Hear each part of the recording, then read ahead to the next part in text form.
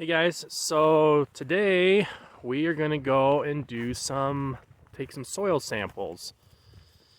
And we do that so we understand the composition of our soils, and so we can adjust it or apply fertilizer or different nutrients or whatever we may or may not need for crops that we're going to grow. We're in talks right now of getting the field turned over into permanent pasture, and so it'd just be handy to know what our soils are doing, and then we can adjust accordingly. So as part of the tool set for taking soil samples, let me turn you around. They gave us this bag that we fill with soil. So you fill it up to this line, you put all this information in here, and you send it off. Then about a week or two later, they come back and they give you a composition of what your soil is.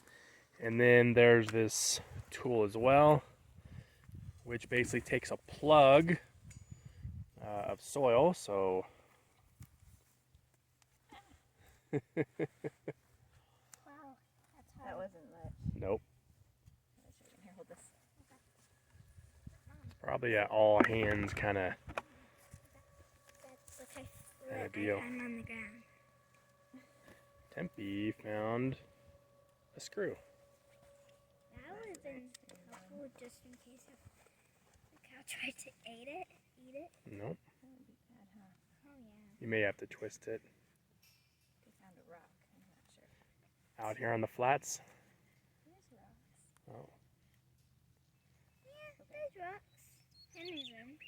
All right, bring me the bucket, sweetheart. and then we put it into this bucket, and then the recommendation was to get about 3 plugs in a little area, and then just enough to be able to fill the bag. Don't we want to bury that first? No, it'll be okay. The soil. Hi, Henry. We're in the process of getting the custom cutters lined up too. We'll be cutting this hay or this wheat here in about 2 weeks. We're gonna go brand calves soon, and we'll turn this off. It'll dry out, and then we'll bring in a swather and a baler, and we'll bale this, till it all under, and put in permanent pasture. There's a seed company out of Colorado that we're working with, along with our local agronomist here in town.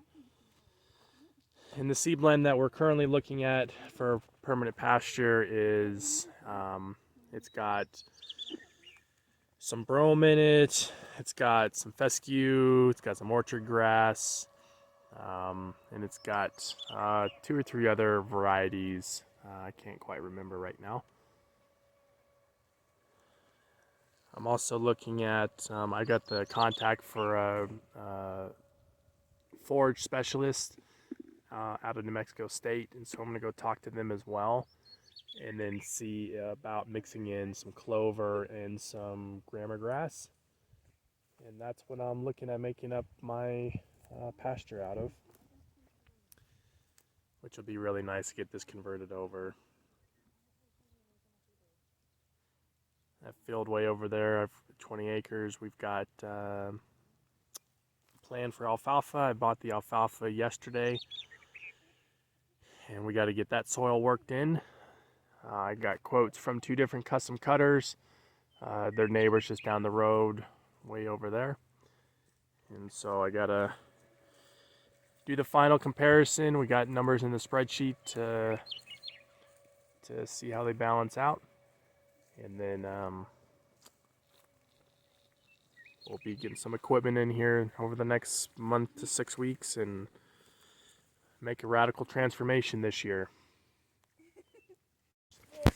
So we're in a different part of the field. Gonna take another sample, and Chelsea noticed something. It's like it's The husks are heated. coming out, huh? It's starting to dry out, so that's why we're going to be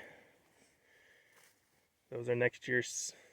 Are they, or is it the pollen? I don't know. Well, I don't know. If you guys know, let me know, because we don't know. We're growing 80 acres of wheat and have no idea what we're doing, so we're having a good time though. It does, doesn't it? Yeah. If you feel it, Is it soft? it's soft as flowers. Oh! Oh gosh. That scared me. I jumped forward. I heard that. I thought it was like something like a snake or something. I looked behind me and jumped. 'Cause Spider-Man is my favorite color. Pretty neat. So the custom cutter that I talked to said that this was beardless wheat. The bugs are starting to come out on it. Oh no, nope, they're not. But they're all doing what Chelsea was saying with they're starting to shed, so we're getting pretty close. The other custom cutter we were talking to said he's going to be cutting his field in the next week or two, so we're right on track for where we need to go. Alrighty, so we got the soil samples back and we did 4 test plots. We did 1 out of our alfalfa field, and then we did 3 out of the circle. pH reads all about 8.1, so pH is pretty consistent all the way through it. Organic matter's pretty consistent all the way through. Average is about 2 or so.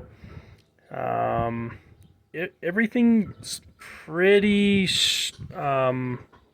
close together in terms of minerals and nutrients and whatnot. The potassium is a little high on the northeast side of the circle, and then it's a little low in the southwest and southeast side of the circle.